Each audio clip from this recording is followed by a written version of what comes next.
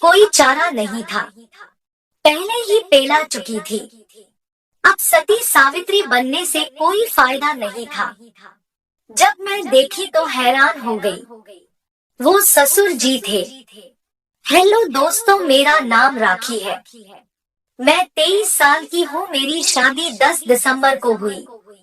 मैं उत्तर प्रदेश बरेली की रहने वाली हूँ। मैं बहुत ही सुंदर हूँ। मेरे घर में मेरा पति और ससुर जी हैं। मेरी सास आज से 9 साल पहले ही किसी के साथ भाग गई है। ससुर जी फौज में हैं। मेरा पति का अपना दुकान है, वो दुकान चलाते हैं। आज मैं आपको बताने वाली हूँ ऐसा क्या हुआ कि ससुर जी ने मुझे मेरी शादी के दूसरे दिन जम के पेला, और मैं मना भी नहीं कर पाई क्योंकि मेरी ही गलती थी। शादी के दिन पति देव खूब पेले, मैं भी खूब मजे ली। साथ पति एक पेलने वाली किताब खरीदे और उसमें जितने भी तरीके थे घपा घप करने के सारे आजमा डाले। जबकि अभी शादी हुए 4 दिन ही हुए हैं, पर मुझे घपा घप का चस्का लग गया। मुझे तो पप्पू से प्यार हो गया, न कि पति से। पति तो दिन में 1 से 2 बार ही ले रहे हैं, पर मुझे तो दिन में 3 से 4 बार चाहिए था। पर क्या करूं, पता नहीं ऐसा क्यों हो गया। जब भी वो घर पर होते हैं या कभी अपने दोस्तों के पास से वापस घर पर आते हैं, मैं पप्पू पकड़ लेती हूँ और खेलने लगती हूँ। पर शायद पप्पू खड़ा हमेशा नहीं हो पाता है, इसलिए वो कहकर टाल देते हैं। पर घपा घप की प्यास बुझती नहीं। रात का इंतजार करते रहती कब टाइम आ जाए और घपा घप करूं। दोस्तों, कल की बात है। पति देव बोले आज रात को अपने दोस्त के बारात में जा रहा हूँ। हो सकता है रात में नहीं लौटूं, इसलिए तुम खाना पीना खा कर सो जाना। मुझे बहुत बुरा लगा। 1-2 घंटे गिन गिन कर रात का इंतजार करती हूँ घपा घप के लिए, और ये जो कह रहे हैं रात में नहीं आऊंगा। पर क्या कहती, बोली ठीक है।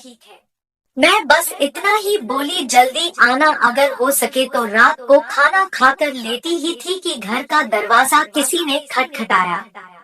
दौड़कर दरवाजा खोली तो अंधेरा था। बाहर मेरे पतिदेव खड़े थे।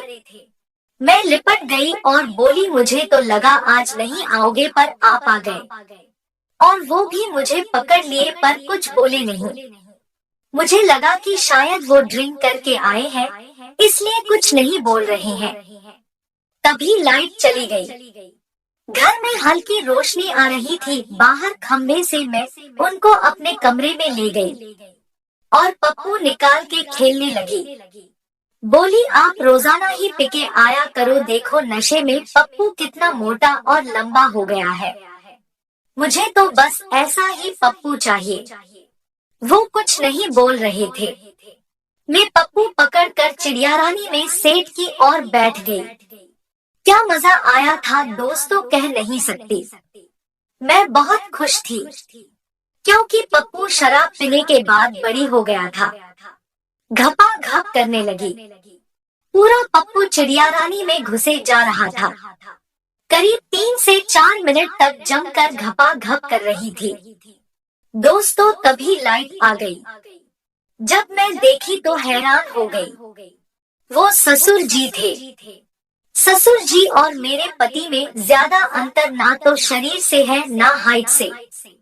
दोनों दिखते भी सेम है, मसल्स बने हुए हैं फौज में रहने के कारण।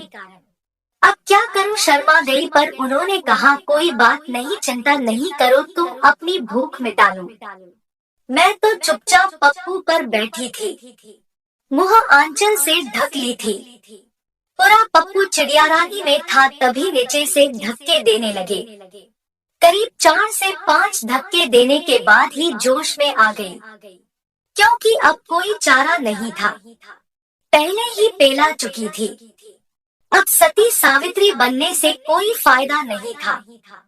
उन्होंने साड़ी हटा दी और पेलना चालू कर दिए। पप्पू काफी मोटा और लंबा था, पर मैं खूब खुश थी। मजे ले रही थी घपा घप का।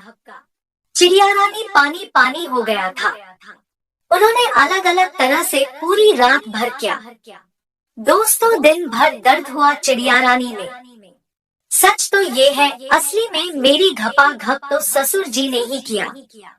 दोस्तों, आपको मेरी कहानी कैसी लगी कमेंट में जरूर बताइएगा।